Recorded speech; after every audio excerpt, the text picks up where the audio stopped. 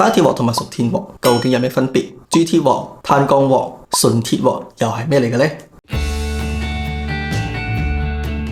Hello， 大家好，我係 John Health Coach， 歡迎你嚟到我嘅 YouTube Channel。今日我哋嚟講下生鐵鑊同熟鐵鑊嘅不同之處。雖然兩種鑊都係喺廚房中非常常見，但係佢哋嘅材質同埋功能上有啲差異。第一就係材質同埋製造過程。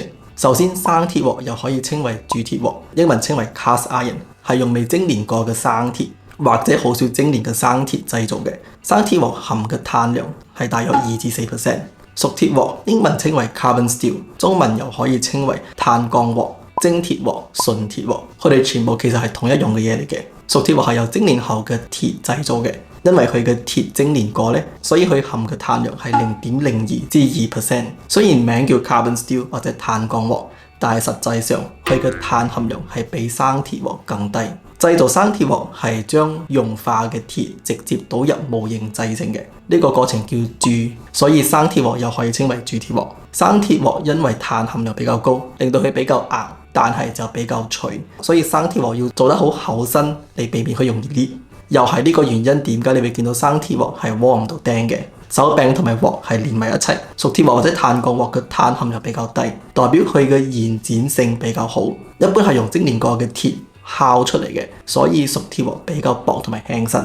你會見到大多數嘅熟鐵鑊係有鍋釘嘅。中式嘅生鐵鑊同熟鐵鑊通常做到好似樣，你可以睇佢哋嘅厚度、重量同埋有唔有鍋釘嚟分辨佢哋。要分辨西式嘅生同熟鐵鑊呢，除咗係比較厚、重同埋手柄同鑊係一體形成之外，好多西式嘅生鐵鑊嘅表面做到比較粗面嘅，但係都可以揾到滑面嘅生鐵鑊。嚴格嚟講，呢一種叫煎 pan， 唔係中式嘅嗰種鑊。但係無論係生或者熟鐵鑊啦，而家你可以買到混合咗中式同埋平底鑊，又可以當鑊同埋煎 pan 兩用。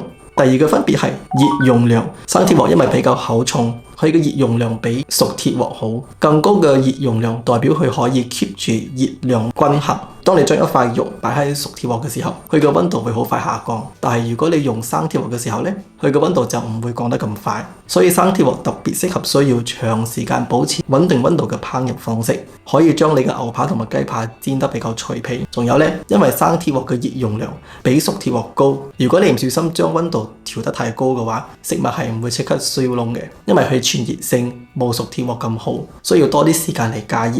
第三個分別係傳熱性啦。由於生鐵鑊嘅熱容量比較高，相反地，佢嘅傳熱性會比熟鐵鑊差，所以呢個係熟鐵鑊嘅好處啦。熟鐵鑊比較輕薄，所以佢傳熱性高，代表佢可以加熱得咁快，散熱都一樣咁快，非常適合嗰啲需要大火快炒嘅中式菜。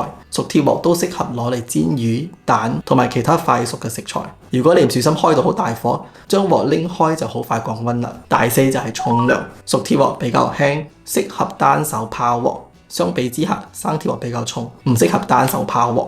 咁根據呢啲特點，我哋應該點樣選擇適合自己嘅鑊呢？如果你嘅料理方式傾向於需要長時間嘅慢煮或者保溫，咁生鐵鑊會係一個好好嘅選擇。但如果你中意快熟烹調，特別係需要高溫快炒，同時又要輕便嘅鑊，咁熟鐵鑊比較適合你。兩種鑊都有佢嘅優點同缺點，只要你了解如何正確使用佢哋，就可以輕鬆適應鐵鑊。用鐵鑊比有 Teflon 塗層嘅易潔鑊嚟講係安心好多嘅。喺呢個影片我分享咗用易潔鑊嘅潛在危險，無論佢聲稱自己有幾安全。希望今日嘅分享對大家有所幫助。